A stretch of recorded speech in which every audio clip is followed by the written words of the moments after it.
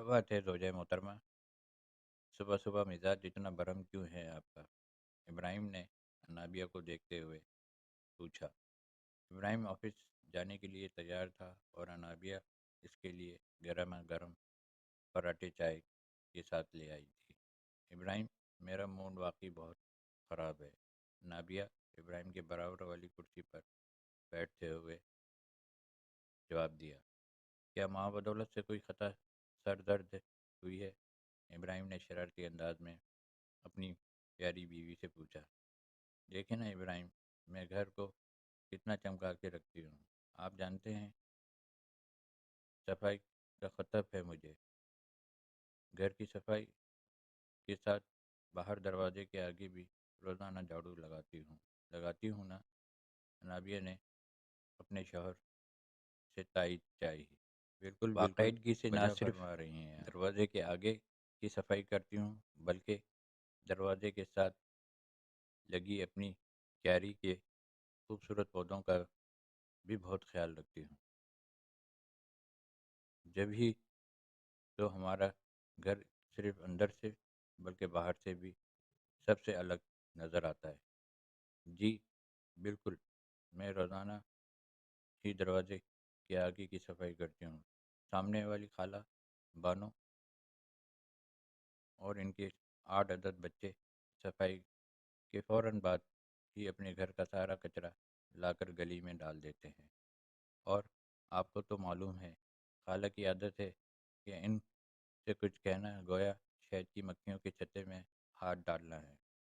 ان کے سارے سپوت جو بھی کھاتے ہیں، ان کے ریپر، پھلوں کے چھلکے باہر دروازے پر لا کر پھینکتے ہیں، اور یہ جا اور وہ جا۔ مجھے ذرا گوارا نہیں ایسی گندگی۔ انابیہ، میرے پاس اس مسئلے کا حل ہے۔ چائے کا خالی کپ واپس رکھتے ہوئے ابراہیم نے ذرا سرگوشیانہ انداز میں بیوی سے کہا۔ کیا واقعی؟ بتائیں نا مجھے۔ آپ نے صرف اتنا کرنا ہے کہ جتنی بار وہ کچرا پھینکے، اتنی بار بنا ماتھے پر بل ڈالے آپ وہ کچرا سمیٹ کر جھاڑو لگا دیں۔ ابراہیم کی بات سن کر انابیہ کی آنکھیں پھیل گئیں۔ محترمہ، ذرا سا صبر رکھیں اور پھر دیکھیں کیا ہوتا ہے۔ ابراہیم، آپ بھی نہ ہر وقت مذاق۔ میں واقعی پریشان ہوں، مجھے اچھا نہیں لگتا باہر گھر کی اتنی گندگی۔ چلیں جی، مجھے دیر ہو رہی ہے تو میں اب چلتا ہوں۔ ابراہیم نے اجازت چاہی۔ انابیہ سے چھوڑنے دروازے تک گئی۔ فی امان اللہ، اللہ پاک آپ کے کام میں برکت عطا کرے، اور اس دعا کے ساتھ اپنے شوہر کو رخصت کیا۔ یہ پیاری سی دعا اسے اس کے پیارے شوہر نے سکھائی تھی۔ وہ ایسا ہی تھا، بے حد نرم، خود سلیقے طریقے والا، رشتوں کے احترام والا، صبر و تحمل والا۔ انابیہ کی شادی کو 2 سال ہونے کو آئے تھے، اور اس تمام عرصے میں اس نے اپنے شوہر میں صرف خوبیاں ہی دیکھی تھیں۔ بلا شبہ وہ خود کو بہت خوش نصیب سمجھتی تھی۔ ابراہیم کے آفس جانے کے بعد انابیہ نے سب سے پہلے کچن سمیٹا اور پھر گھر کی صفائی کی۔ 3 کمروں کا مختصر مگر صاف ستھرا گھر انابیہ اور ابراہیم کی جنت تھا۔ گھر کے تمام کام وہ خود کرتی تھی۔ پہلے اس سے کام سمٹتے نہ تھے۔ ابراہیم آفس سے بھی آ جاتا تھا اور وہ کھانا بھی نہ پکا پاتی تھی۔ ابراہیم، ہم 2 افراد ہی تو ہیں گھر میں، پھر بھی پتہ نہیں کیوں اتنا ٹائم لگ جاتا ہے مجھے کاموں میں۔ میں وقت پر سمیٹ نہیں پاتی اپنے کام۔ اس کو عادت تھی اپنی ہر بات، چھوٹی سے چھوٹی بات اپنے میاں سے ہی کرتی تھی۔ وہ جو اخبار کے مطالعے میں مصروف تھا، بیوی کی بات سن کے بولا، انابیہ، کام کرتے وقت اللہ پاک کا ذکر کیا کرو، ہاتھوں سے کام کرو اور زبان سے ذکر، درود پاک پڑھتی رہا کرو، اور پھر مجھے بتانا کہ تمہارے کاموں میں اللہ کی مدد شامل ہوئی یا نہیں؟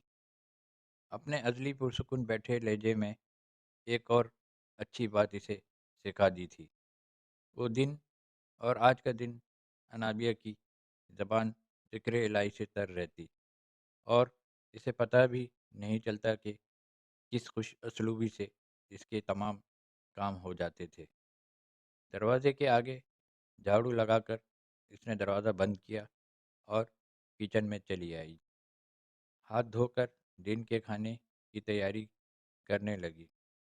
کھانا بنا کر نہانے جا رہی تھی تو اس نے سوچا ایک نظر دیکھ دیکھ لوں، ہو سکتا ہے خالہ نے کچرا نہ پھینکا ہو۔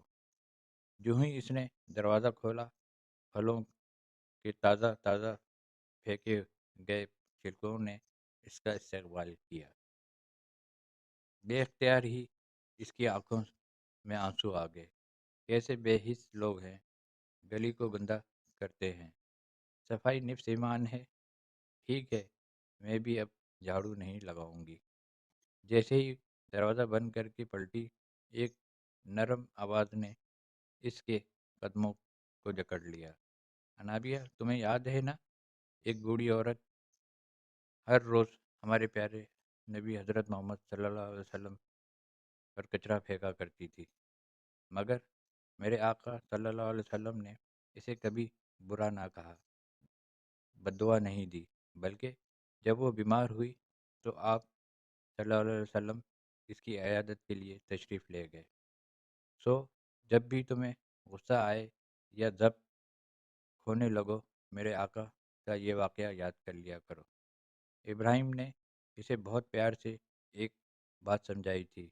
وہ اپنے خیالات سے واپس آئی اور ایک بار پھر سے جھاڑو اٹھا کر دروازے کو صاف کیا۔ اب تو یہ روز کا معمول تھا۔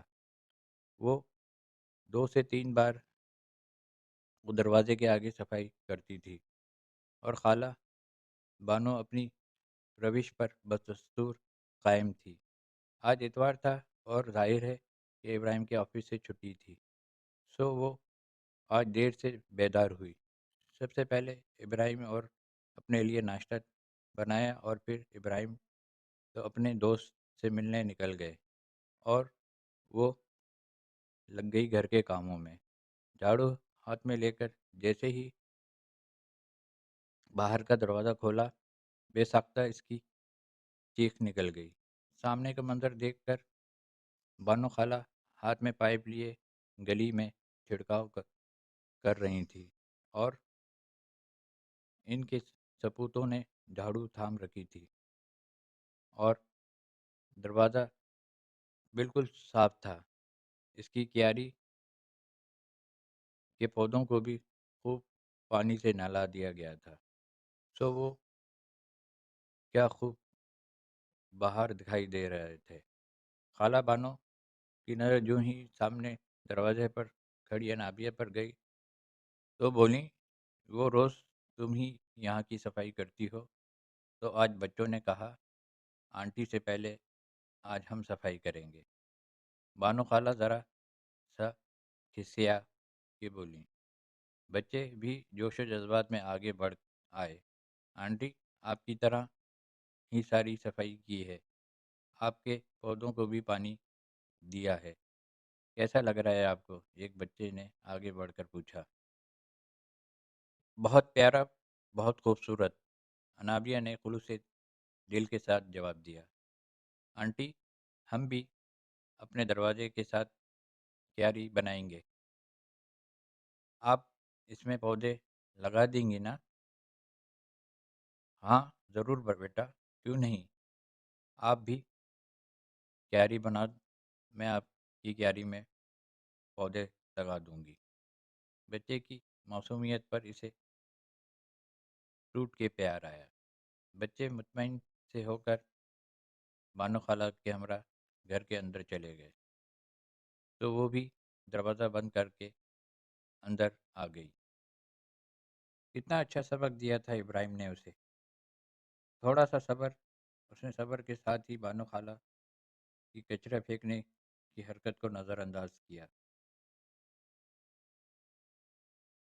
اور پھر بھی کچرا اٹھایا، اور اسے اس صبر کا کتنا اچھا صلہ ملا، اور اسے تو پتہ بھی نہ چلا کہ اس کے ایک خوبصورت چھوٹے سے عمل نے معصوم بچوں کو کتنا متاثر کیا۔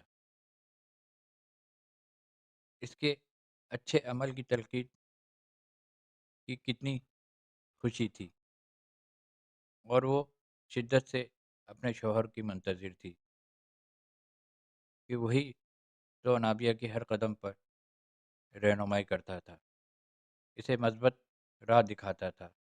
بے شک اچھے اعمال کا صلہ ضرور ملتا ہے، اور لوگوں سے بھی اور اللہ سے بھی۔ وہ پرسکون ہو کر ظہر کی نماز ادا کرنے کمرے میں چل دی۔